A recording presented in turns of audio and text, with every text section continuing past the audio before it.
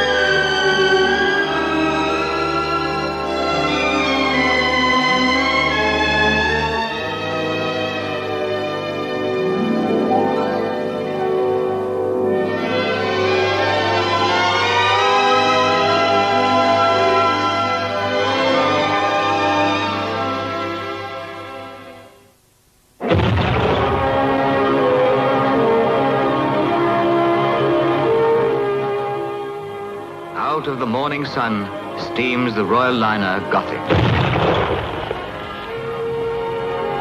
Out of the Tasman Sea into the majesty of Sydney Harbour. The first ship ever to pass between the heads, flying the Royal Standard.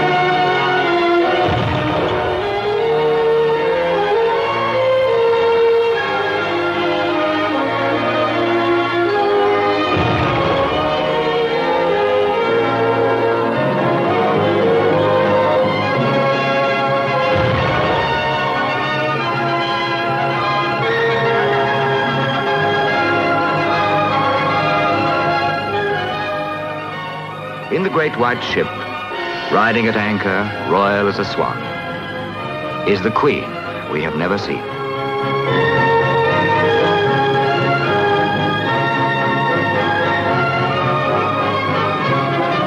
For her, a sailor's daughter, a sailor's wife, a ruler of seafaring peoples, we have prepared a sailor's greeting.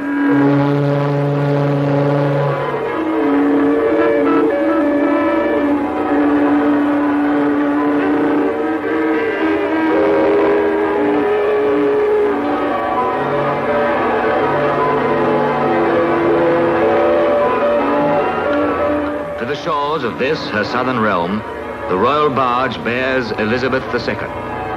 By the grace of God, of the United Kingdom, Australia, and her other realms and territories, Queen, head of the Commonwealth, defender of the faith.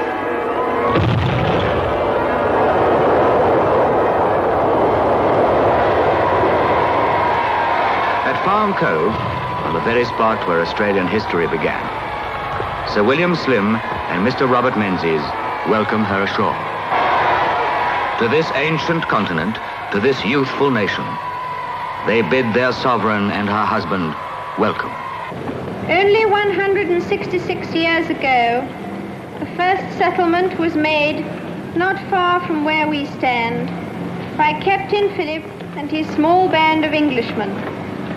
In the same short space of time, we have seen the rise of Australia as a great nation taking her full share in the councils of the British Commonwealth and of the world.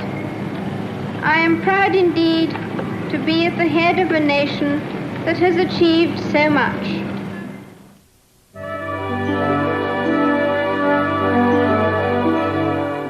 By the early part of the 20th century, Sydney had expanded well beyond its harbour foreshores and was fast becoming a thriving metropolis with a population of 500,000.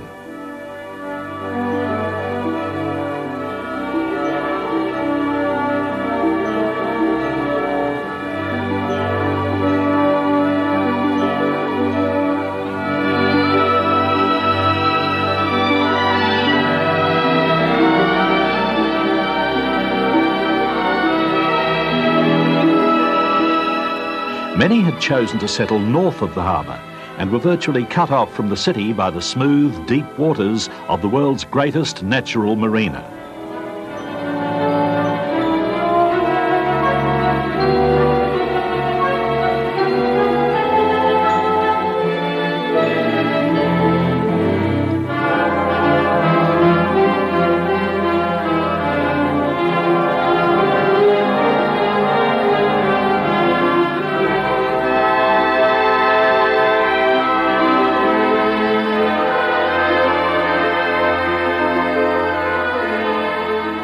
The only means of crossing the harbour was by ferry.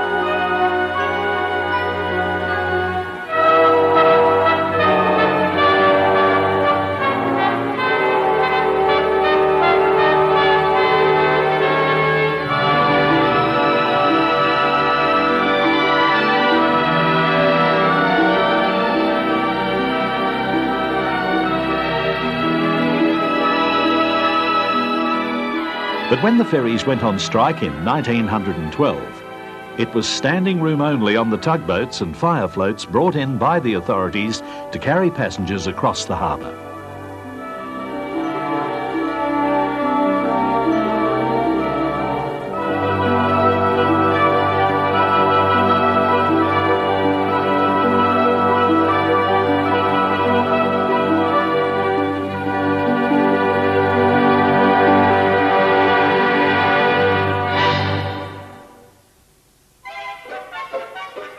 Although plans for a bridge to span Sydney Harbour had been drawn up in the 1870s, nothing eventuated until work on the crossing finally started in 1924.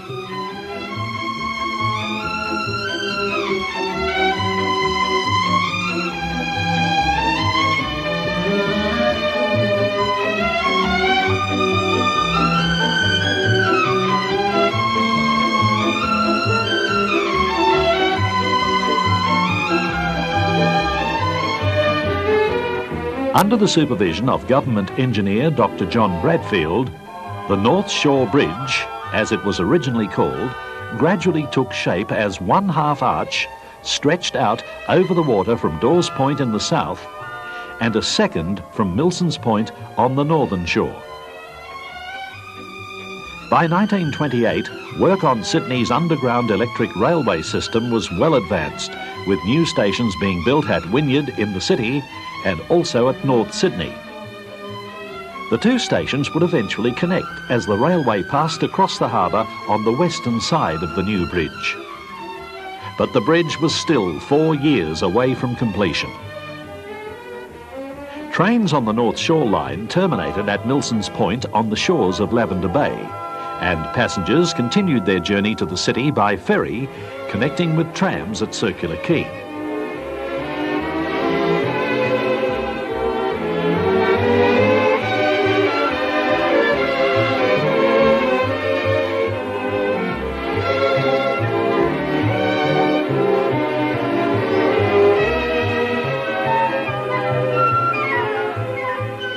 Cars, trucks and horse-drawn conveyances were transported across the harbour between Kirribilli and Bennelong Point aboard vehicle punts.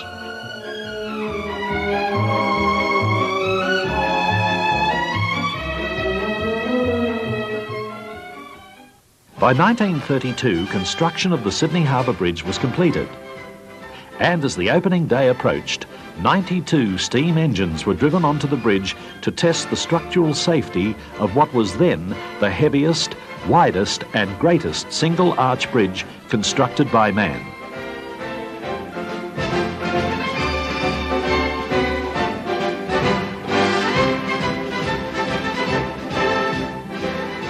The tracks on the eastern side of the bridge were originally intended to carry trains on the proposed Warringah Railway, But when that did not eventuate, the lines were used to bring North Shore tram services into the city. On March 19, 1932, the Sydney Harbour Bridge was opened in a blaze of splendour as tens of thousands of Sydney-siders crowded the harbour foreshores to be part of the historic event. But as State Premier Jack Lang prepared to cut the ribbon stretched across the 6-lane carriageway, Captain Francis de Groot rode up on a horse and sliced the ribbon with his sword, shouting, "On behalf of the decent and loyal citizens of New South Wales, I now declare this bridge open." He was immediately dragged from his horse and arrested. The ribbon was hastily rejoined and Premier Lang finally declared the bridge officially open.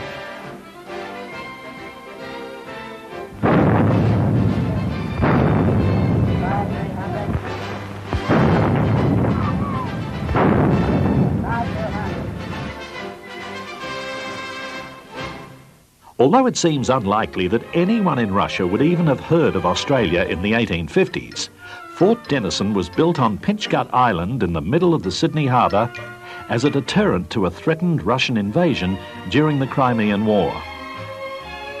Completed during the term of Governor Denison in 1857, the stone fort's striking Martello Tower is reputed to be the finest in the world.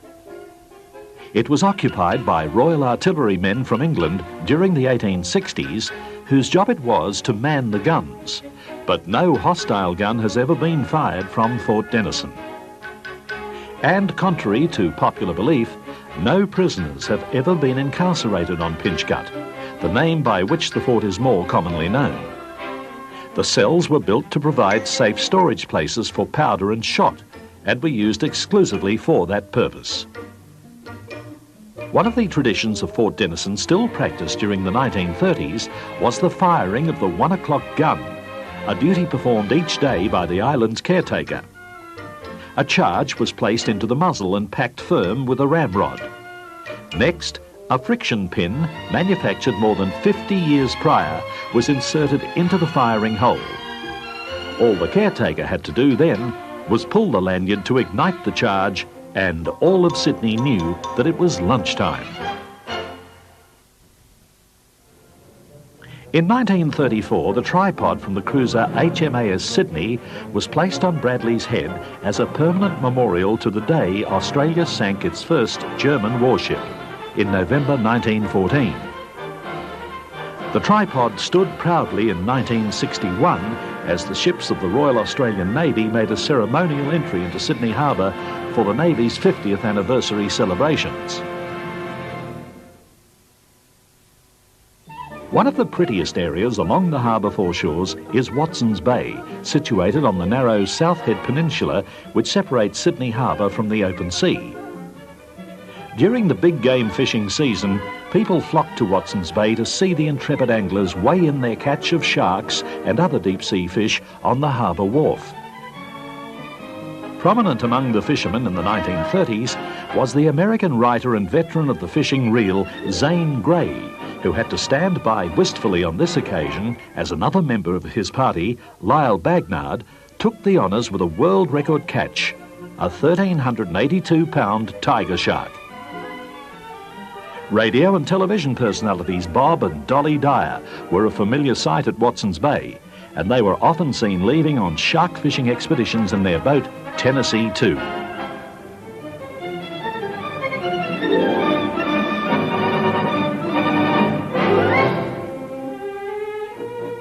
When two swimmers were taken by a shark in Middle Harbour within days of each other in 1955, one at Balmoral Beach and the other at Sugarloaf Bay, noted philanthropist Sir Edward Hallstrom offered £1,000 to the person who caught the killer.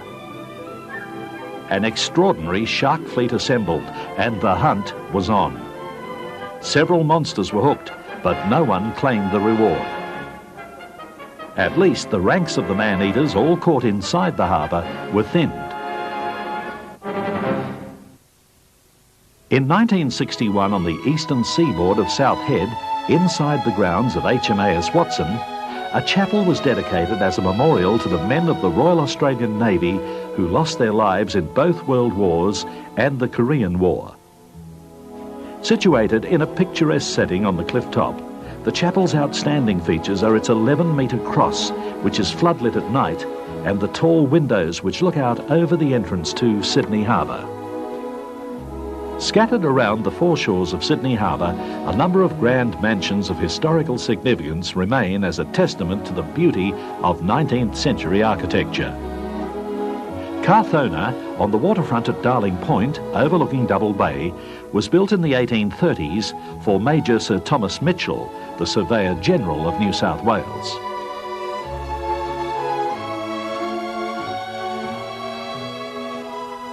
Surrounded today by high-rise buildings, Craigholme stood alone at Darling Point, looking out over Rushcutters Bay in 1881. It was built by Edmund Thomas Blackett, a renowned 19th century architect. Overlooking Farm Cove from its high vantage point in the Botanic Gardens stands Government House, until recently the home of the Governor of New South Wales.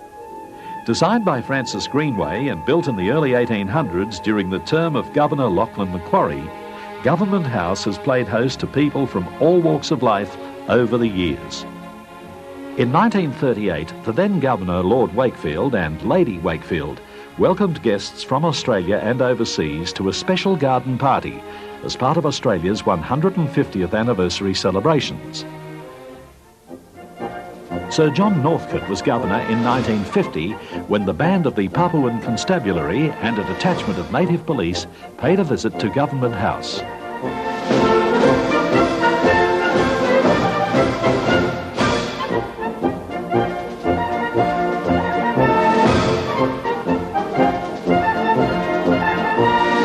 Sir John inspected the colourful core before chatting with his guests and posing for photographs.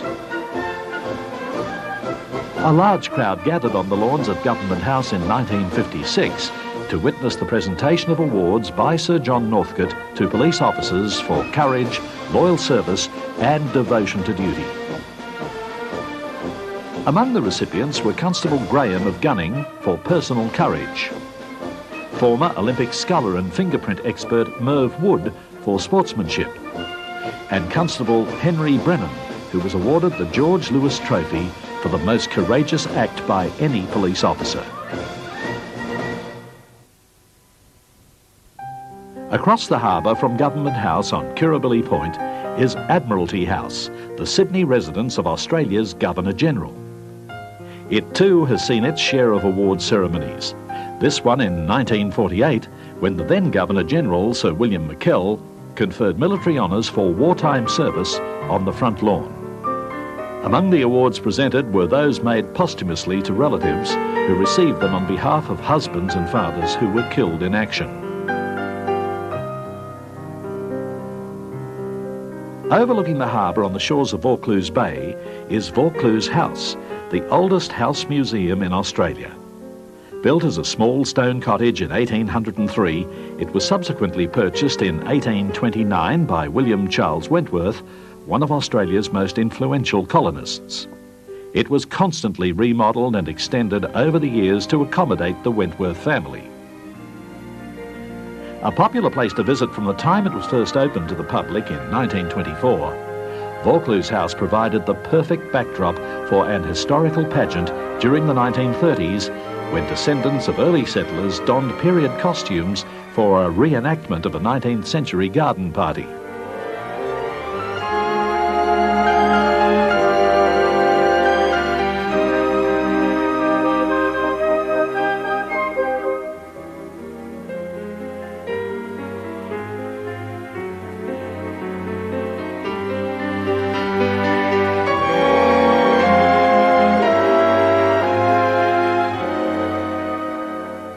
During spring, the flower gardens at Vaucluse House burst forth in a spectacular blaze of colour, attracting tourists in their thousands to wander through the grounds admiring the blossoms.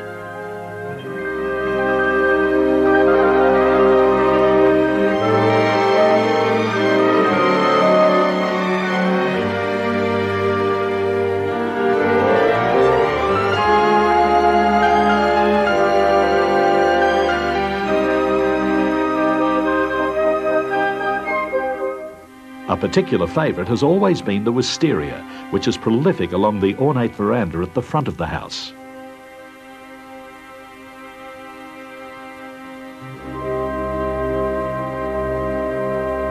Vaucluse House was acquired by the Historic Houses Trust of New South Wales in 1980.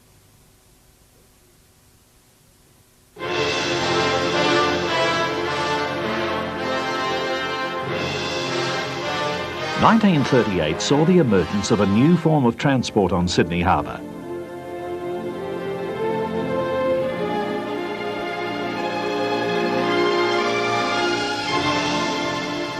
Qantas Airways had moved its headquarters from Brisbane to Sydney in preparation for the introduction of flying boat aircraft on the Empire airmail route to the United Kingdom.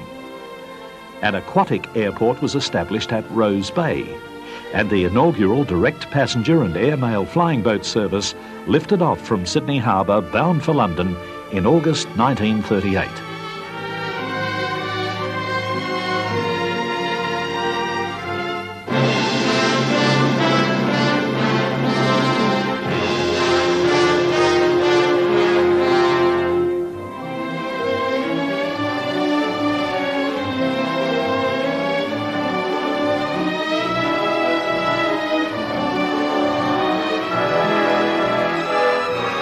The flying boats carried 15 passengers, and because of their huge size, those on board travelled in the style and comfort more usually associated with luxury sea travel.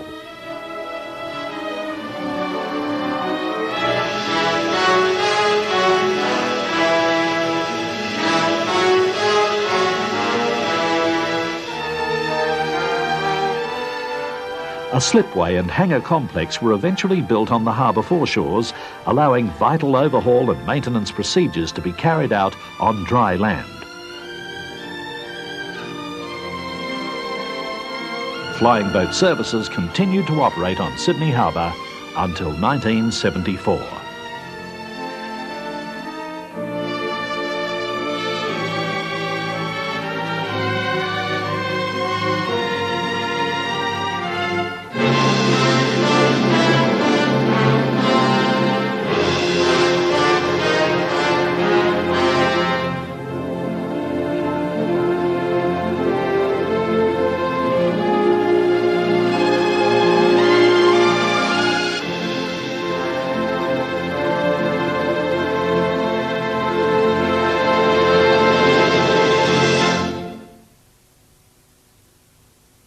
When the luxury liner Queen Mary made its maiden voyage across the Atlantic from Southampton to New York in 1936, it was the largest ship in the world.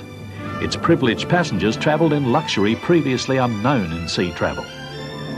But it was a completely different Queen Mary that steamed into Sydney Harbour as a troop carrier during World War II. Too large to be berthed at any of the wharves in Port Jackson, the grey bulk of the Queen Mary was anchored off Athol Bight near Taronga Park Zoo.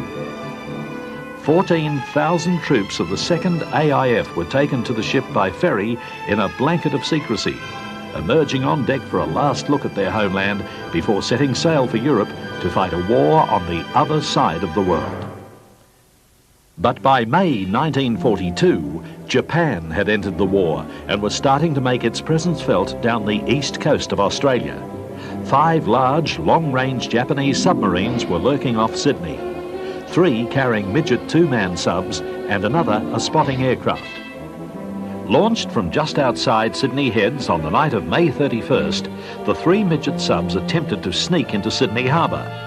One blew up as it tangled with the protective boom net, but the other 2 got through undetected.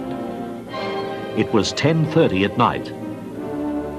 Next morning found the ferry Cuttable a mangled wreck. The 2nd midget sub had eluded discovery for long enough to fire 2 torpedoes at the US cruiser Chicago, which was moored near Garden Island. They narrowly missed the warship, but one of them exploded beneath the ferry boat, which had been converted into a dormitory for naval ratings. 19 young men asleep aboard the Cuttable died in the raid. Before it could escape to the open sea, one of the midget subs succumbed to depth charges and was subsequently salvaged from the harbour floor. However, no trace was ever found of the other sub.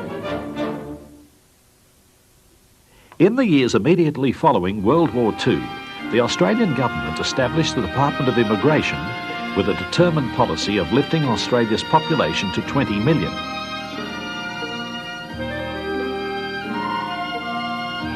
The scheme prospered, with thousands of migrants arriving from Great Britain and countries in war-torn Europe to start a new life in Australia.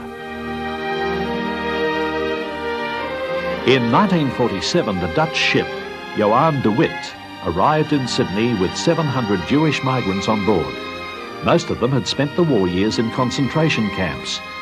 They came shedding tears of joy in anticipation of family reunions after years of uncertainty and separation.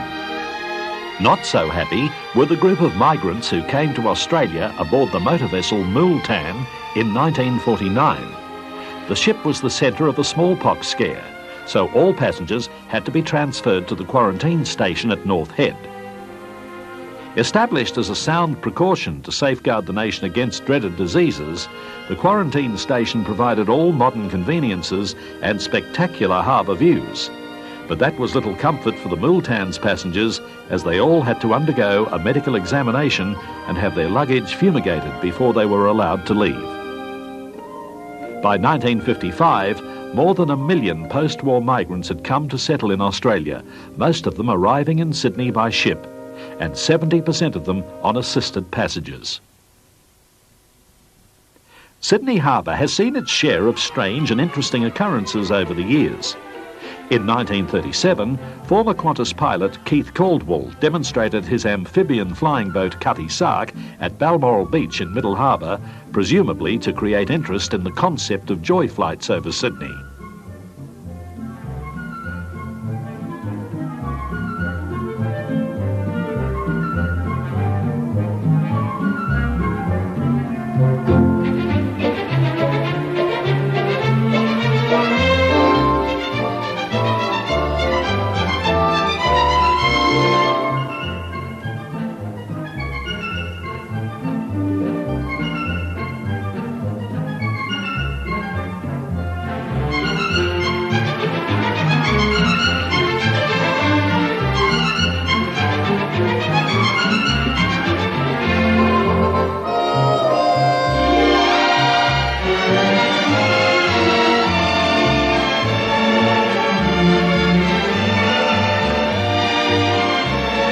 It must have been something about Balmoral, for in 1954, fisherman Keith McRae was amazed to find this rare sea monster, known either as an oarfish or ribbon fish, on the end of his line.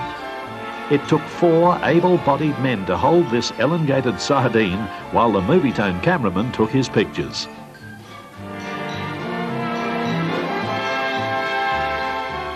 If you think that sounds a bit fishy, what about the day in 1937 when hundreds of rare deep-sea frost fish suddenly appeared on the beach at Watson's Bay? No one could explain how they got there, but nobody really cared. It was a fisherman's dream come true. No line, rod or net was needed. Those lucky enough to be on the spot simply jumped in and took their pick. To celebrate her 65th birthday in 1936, Taronga Park Zoo's Jessie the elephant donned a bathing suit and went for a swim in Athol Bay. A remarkable scene by any standard, causing high water at Fort Denison to come early that day.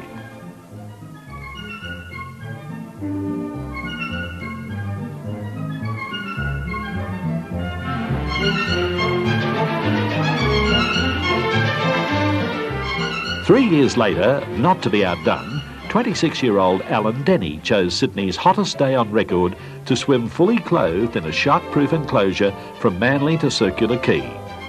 It wasn't that the ferries were on strike. He was out to win an award from the Royal Lifesaving Society.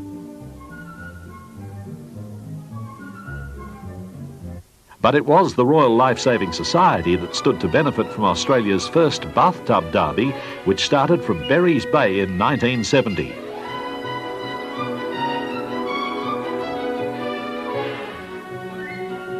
"22 starters paid $100 each to enter, and each entry had to be a standard bathtub.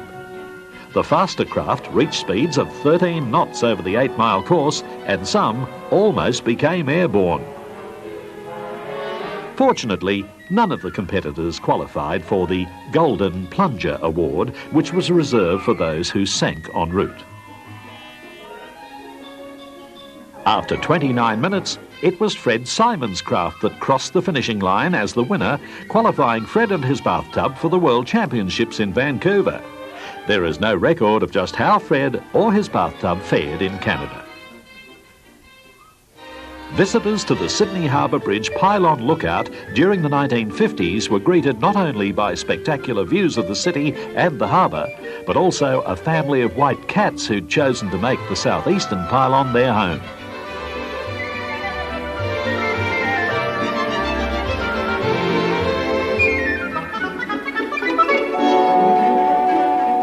The cats were fed each day by Harbour Bridge workers and eventually became a tourist attraction in their own right.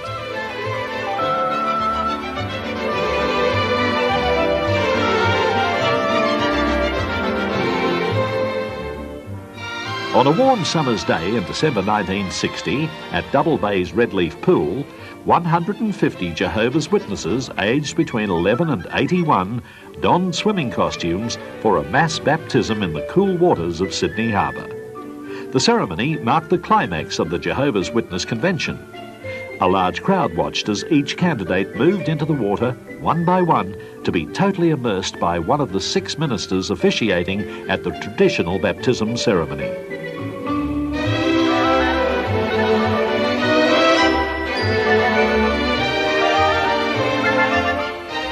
But perhaps the oddest event seen on Sydney Harbour occurred in February 1972 when Australian stunt driver Bill McColl of the Hollywood Daredevil stunt team climbed behind the wheel of an EK Holden station wagon and drove it off a ramp at high speed into the water.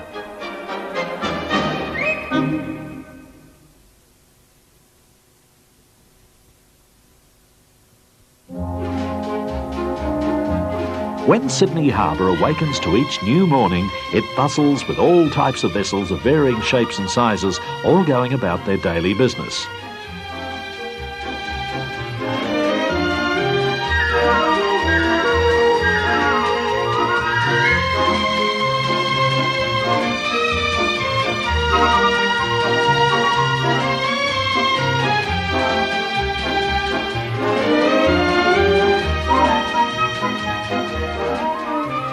Commuter ferries have plied the tranquil waters of the harbour for more than a century, older vessels giving way to faster, more modern craft over the years.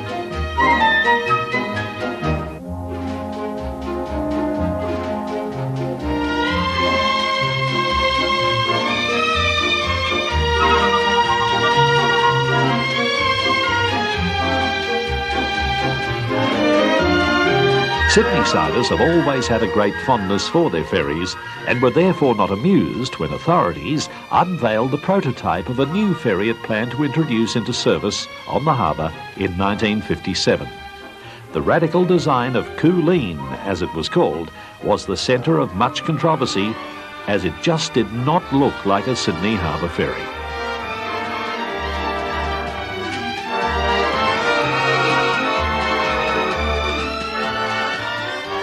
As the pace of Sydney's lifestyle quickened in the second half of the 20th century, the need for faster transport on Sydney Harbour became apparent.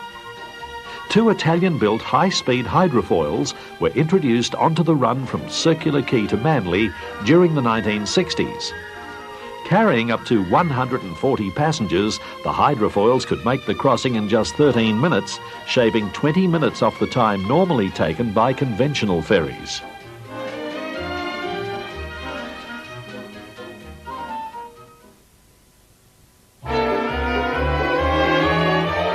Pleasure cruises around Sydney Harbour have always been very popular with Sydneysiders and visitors alike.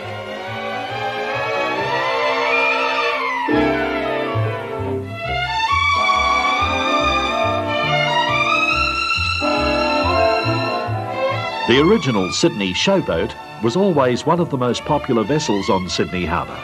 It was launched in 1938 and for more than 30 years it welcomed tourists and partygoers aboard, providing refreshments and entertainment as it cruised the remote bays and backwaters.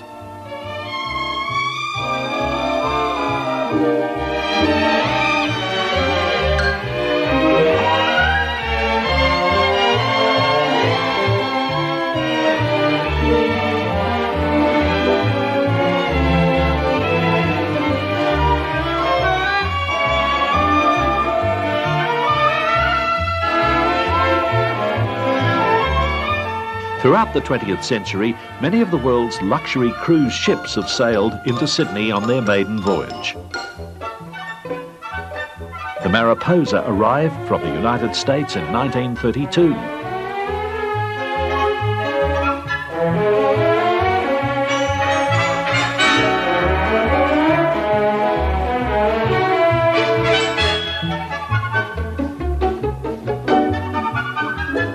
The mighty Dominion Monarch sailed into Sydney in 1938.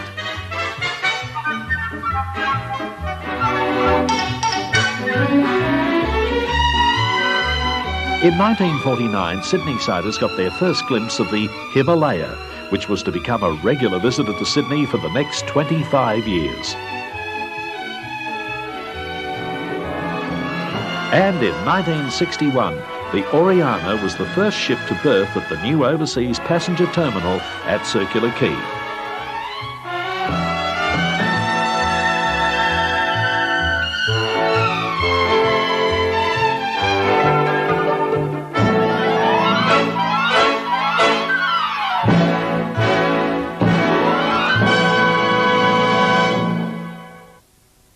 All shipping movements inside Sydney Harbour are directed by officers of the Maritime Services Board from their Port Operations and Communications Centre tower at Millers Point. The tower, which was brought into service in 1974, provides control officers with breathtaking views of the harbour.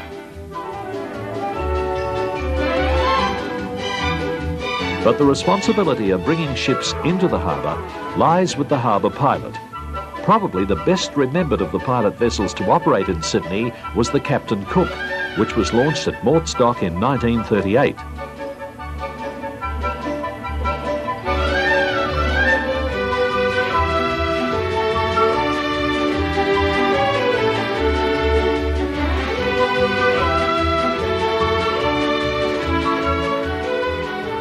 For 20 years, the Captain Cook carried the pilot from his headquarters at Watson's Bay out through the heads in all kinds of weather to meet incoming ships.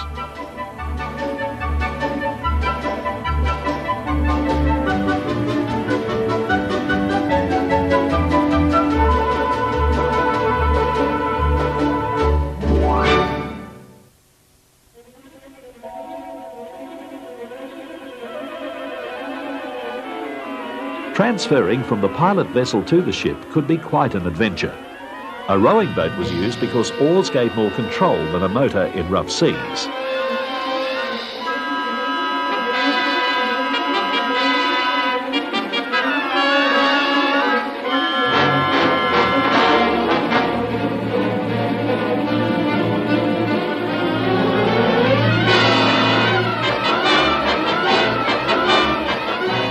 On occasions, huge swells have rolled in through the heads in the wake of coastal storms, causing havoc in the normally tranquil waters of Sydney Harbour.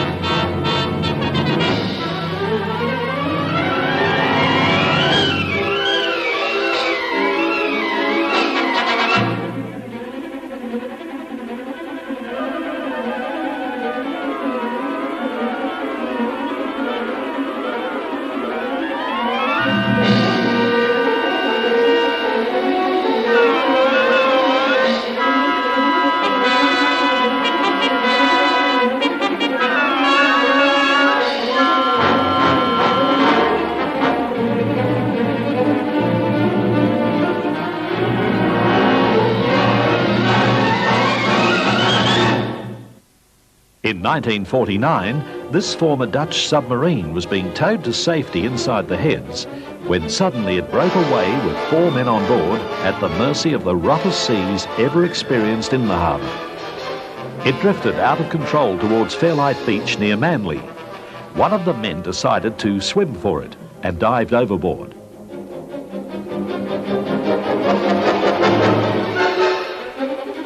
Suffering from exhaustion and exposure, he eventually reached the shore safely.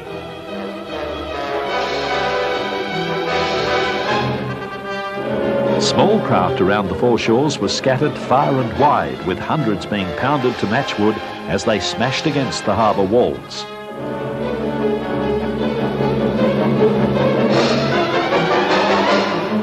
At Neilson Park, a normally still water beach inside the harbour, board riders took advantage of the unusual conditions and rode the big waves into the beach.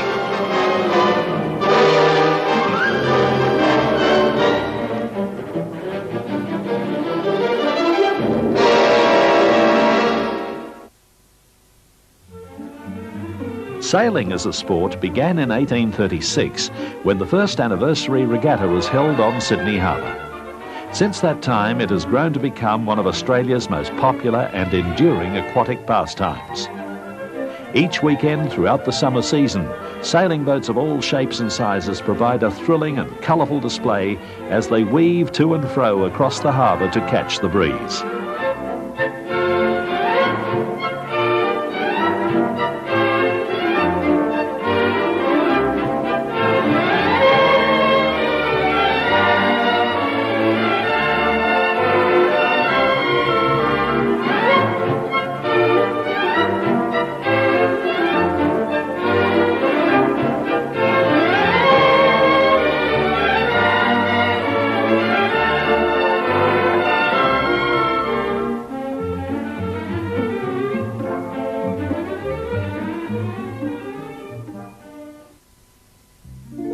When the Cruising Yacht Club of Australia inaugurated its first Sydney to Hobart yacht race on Boxing Day 1945, it attracted 9 entries. The small cutter Rani was the winner, and the first prize was a pennant worth 7 shillings and 6pence. The following year, the field had increased to 22, with Christina claiming the first prize, which was now known as the Tattersalls Cup.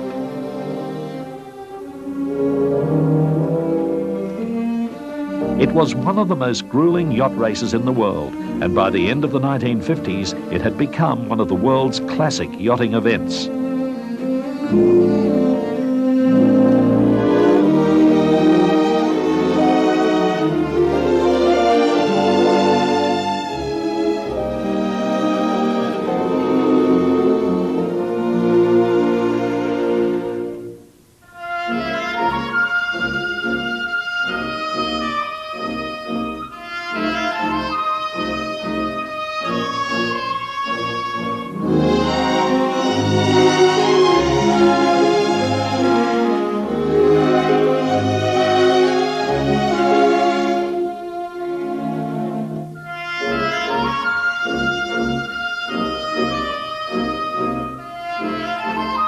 In 1962, Australia's initial challenger for the coveted America's Cup moved slowly down the slipway and into the water for the first time at Halverson's Boatyard in Sydney.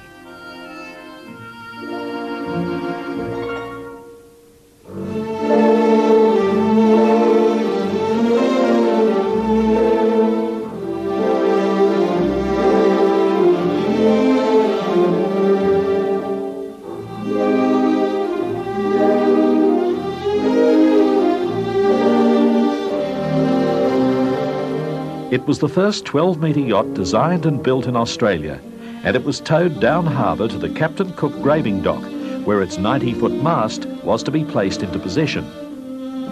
Head of the syndicate mounting the challenge, Sir Frank Packer, handed over 2 gold sovereigns to be placed under the mast for good luck.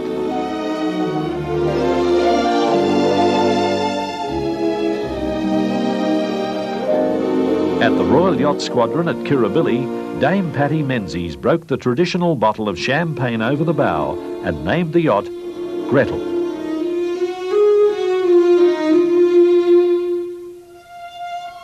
Gretel was not destined to win its 1962 challenge, although it did win one race against the New York Yacht Club's defender, Weatherly.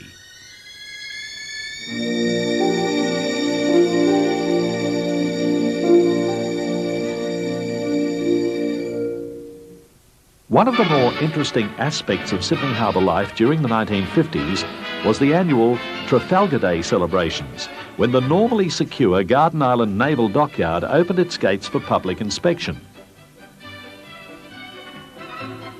Always a favourite with young boys were the naval guns. Many visitors went aloft for a bird's eye view of the dock from the Garden Island crane.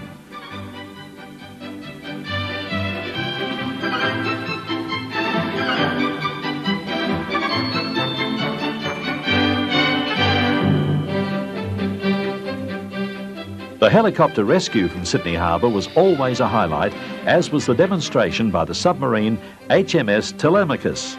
The crowd watched fascinated as it submerged in the huge Captain Cook dock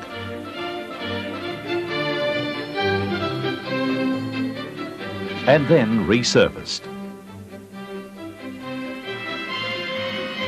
The Captain Cook graving dock had been built during World War II at a cost of $20 million to service Allied warships of any size. It was one of the largest dry docks in the world, requiring 30 acres of the harbour to be reclaimed to join Garden Island to Potts Point. The dock was officially opened in 1945 by the Duke of Gloucester, who arrived by warship to perform the opening ceremony. In August 1895, my grandfather opened the Prince of Wales dock at Leith, the largest at that time in existence. And in July 1933, my father opened the King George V graving dock at Southampton. You can therefore understand the pleasure it now affords me to declare this great dock in Australia open for use. It was fitting that the first ship to use the dock was HMS Illustrious, flagship of the British fleet, which had recently arrived in Sydney as part of the Allies' final drive towards Japan. The huge smiling face at the entrance to Sydney's Luna Park gave visitors an accurate indication of just what lay beyond. Situated on the harbour side beneath the Sydney Harbour Bridge at Milson's Point, Luna Park was Sydney's favourite amusement park for more than 4 decades. It was opened in 1935 and took its name from the original Luna Park at Coney Island in New York. According to radio advertisements during the 1950s, Luna Park was just for fun. But when this group of Aboriginal children from the far west of New South Wales came to Luna Park for a day's outing, not everyone who rode the Big Dipper thought it was the most pleasurable experience of their life.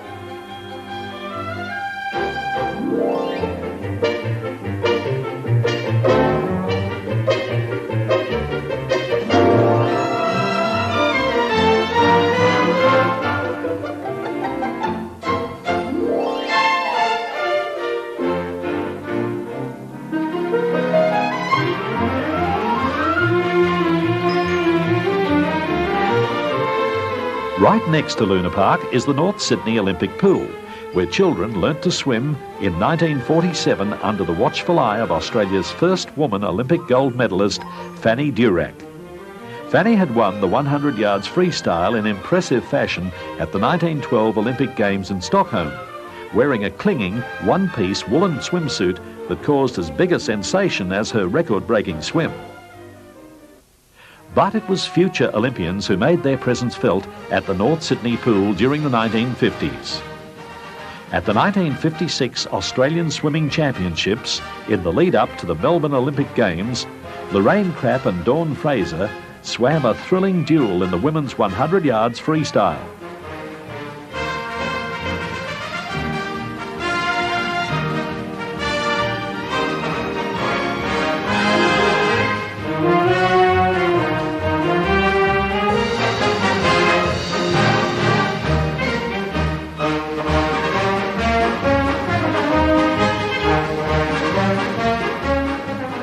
Dawn Fraser took the honours on this occasion, setting a new race record of 64.5 seconds.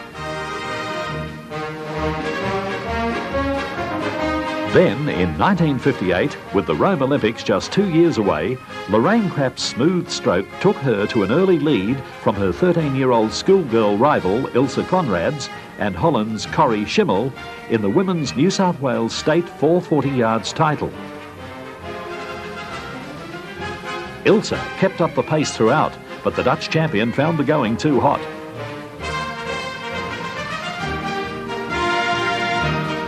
Near the finish, Lorraine just held off a challenge from Ilse, winning by half a yard in 4 minutes 58 seconds. Australia's Olympic prospects had never looked better. A short ferry ride across the harbour from Circular Quay brings visitors to Taronga Park Zoo.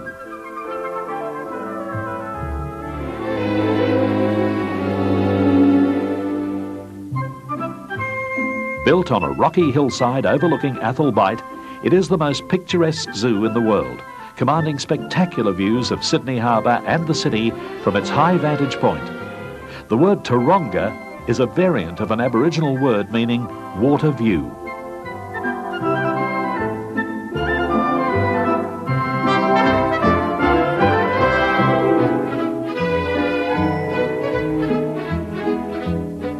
These scenes show Taronga Park Zoo as it was in 1957, recording a visit by this Sydney family during the school holidays.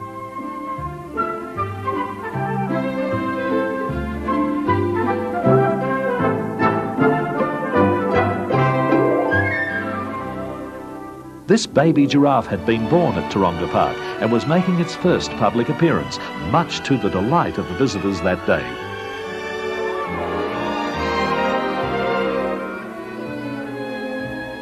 Always a favourite with adults and children alike were the zoo babies.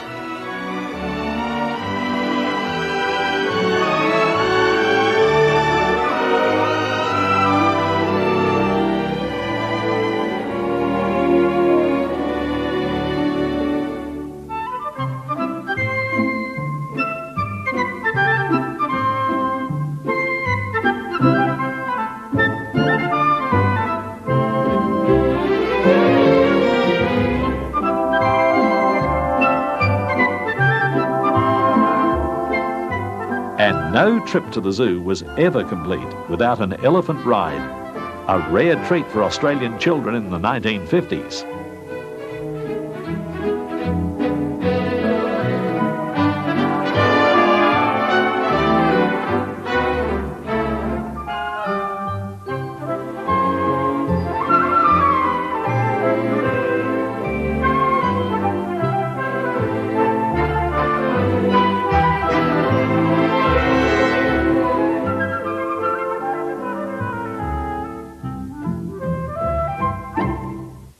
According to the advertising posters of the 1950s, a ferry ride to Manly took you 7 miles from Sydney and 1,000 miles from Cairns.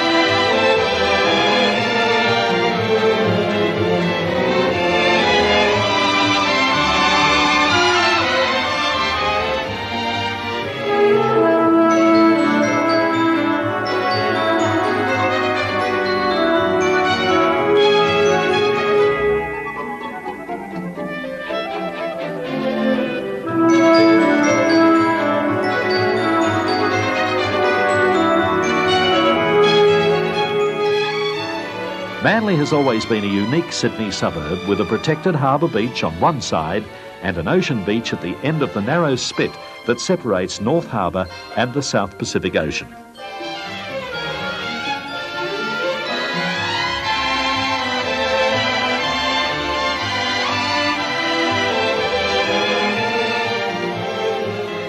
It still had a harbourside amusement pier during the 1950s, and visitors looking for that extra thrill could take speedboat rides out on the harbour.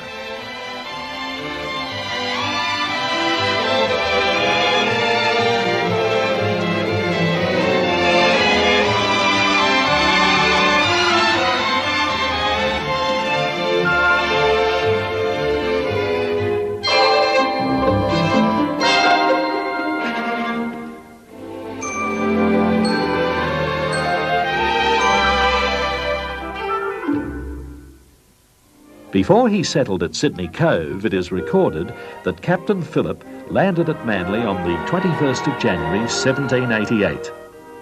And in 1929, Rear Admiral Hyde, the commander of the Australian Navy, also came ashore at Manly by longboat in a reenactment of the historic event.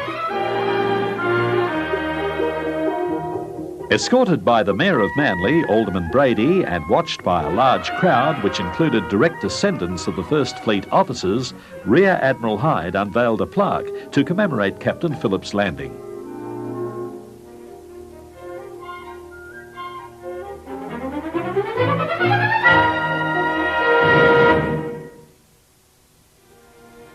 The area just south of the Sydney Harbour Bridge, known as the Rocks, was where Australia's first settlers made their home.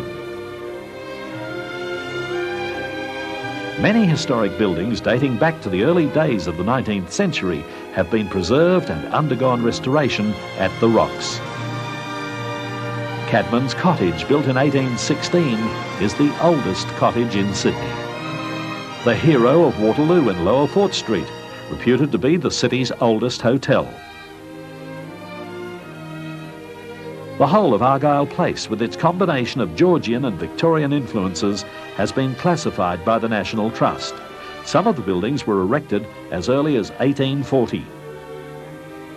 The Holy Trinity Garrison Church, the place of worship of the original Sydney garrison, began services in 1844. The construction of Argyle Steps and Argyle Cut was started in the 1840s using convict labour, but was not completed until the 1860s. One of Australia's oldest warehouses, Metcalfe Bond, was built by Robert Campbell in the 1820s. Today, it is one of Sydney's premier waterfront restaurants, affording diners spectacular views of the harbour across Campbell's Cove.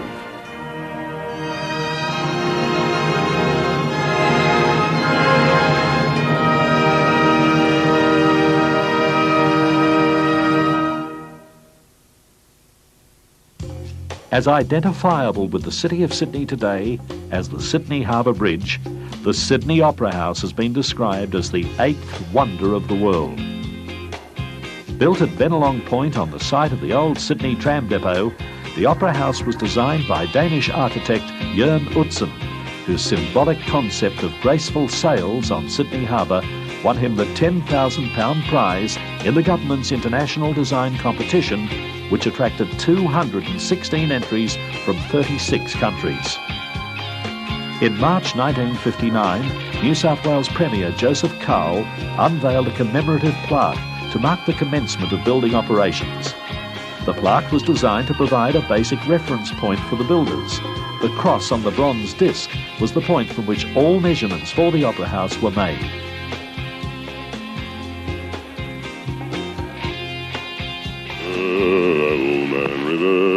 He must know something, but don't say nothing. He just keeps rolling. He keeps on rolling along. He don't plant potatoes, he don't plant cotton. Them that plants them is soon forgotten, but Old Man River, he just keeps rolling along.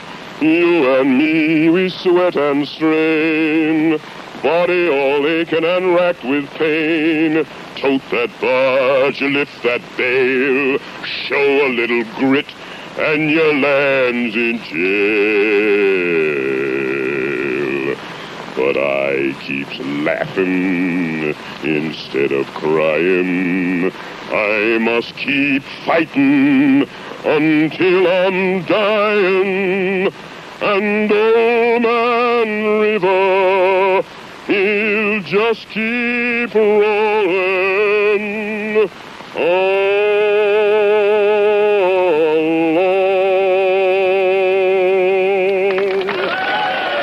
Paul Robeson, first celebrity to sing at Sydney's Opera House.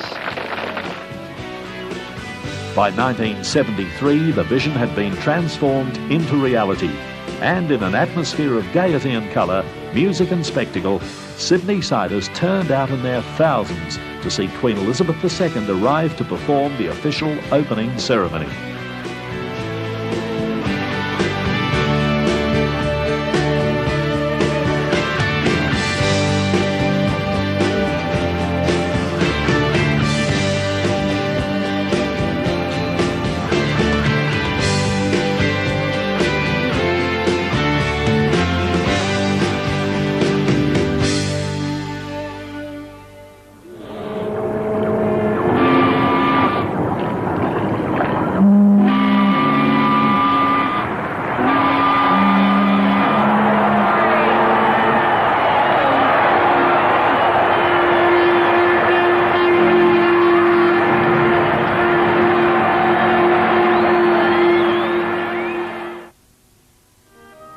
Situated at the end of the promontory bounded by Farm Cove and Woolloomooloo Bay is Mrs. Macquarie's Point, named after Elizabeth Macquarie, wife of Governor Lachlan Macquarie. Elizabeth Macquarie used to come to this spot to gaze out over what is undoubtedly one of the most beautiful views in Australia. It is still one of Sydney's most popular tourist destinations, with visitors from all over the world coming to have their photos taken sitting on the large horizontal rocks which form what has come to be known as Mrs. Macquarie's Chair.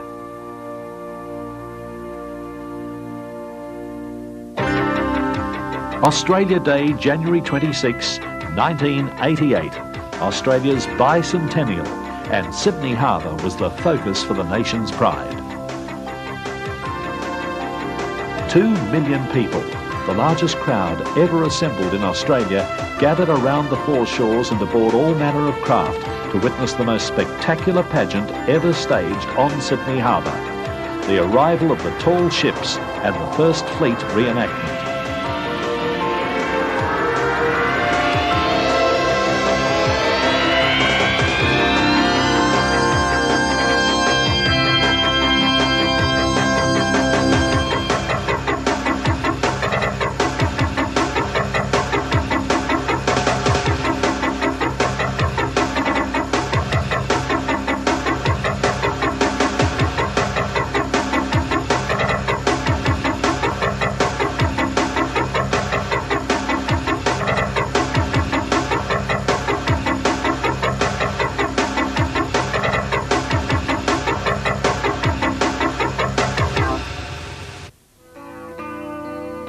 Most of those who had come to the harbour stayed on into the evening to enjoy the culmination of the day's celebrations, the magnificent bicentennial fireworks display. Up jumped the troopers, 1, 2, and 3. They said, "Who's that jolly John Bob you got in your tuck bag?" They said, "Boy, will you come a waltzing with me?"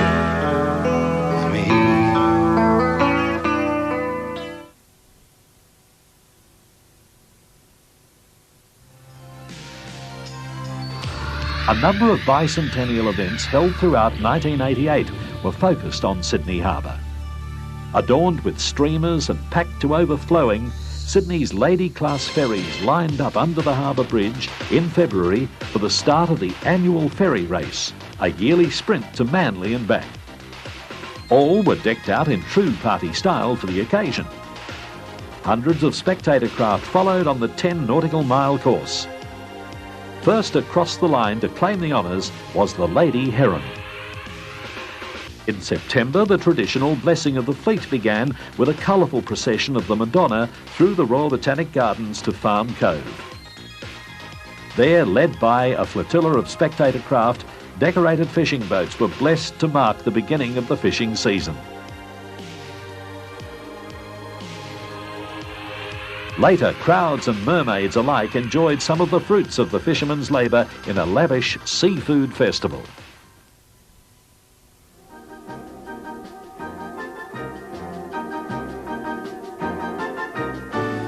For most of the 20th century, the area around Darling Harbour, just west of the city, has been a railway goods yard where freight and livestock were brought by train to the harbour's edge for shipping to overseas markets. Then, in the 1980s, an imaginative new plan was conceived for Darling Harbour in the lead-up to Australia's bicentennial.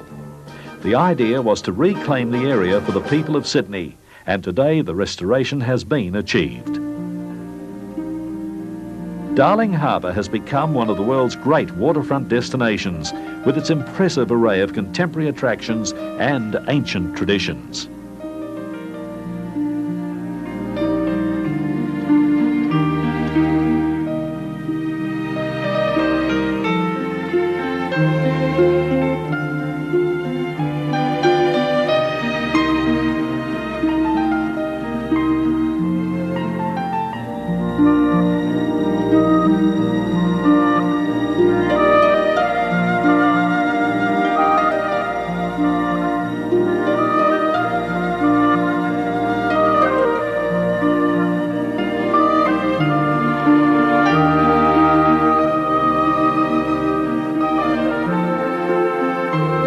By 1986, traffic capacity on the approaches to the Sydney Harbour Bridge had grown to 50% more than the bridge capacity, and major bottlenecks were becoming regular occurrences.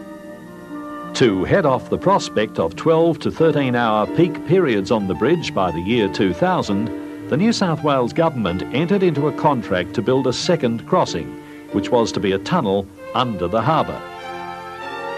On Saturday, August 29, 1992, the Sydney Harbour Tunnel was officially opened by New South Wales Premier John Fahey.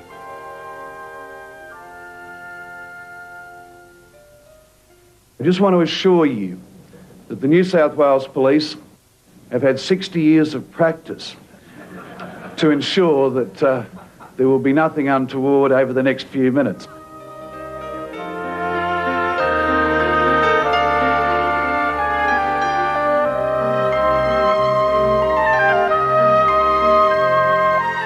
A cavalcade of vehicles depicting the history of motoring carried the Premier and official guests on their maiden trip under Sydney Harbour. 2 days later, the first of millions of vehicles began using the Sydney Harbour Tunnel.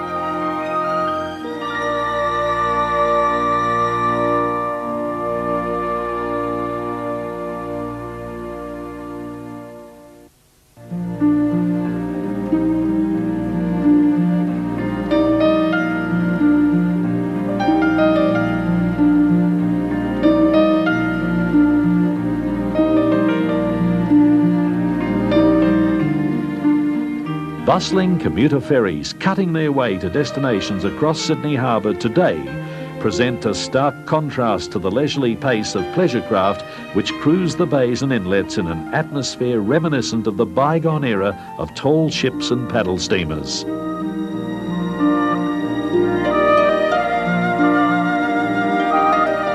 The sparkling blue waters of Sydney Harbour are unsurpassed in a natural beauty to be found nowhere else in the world.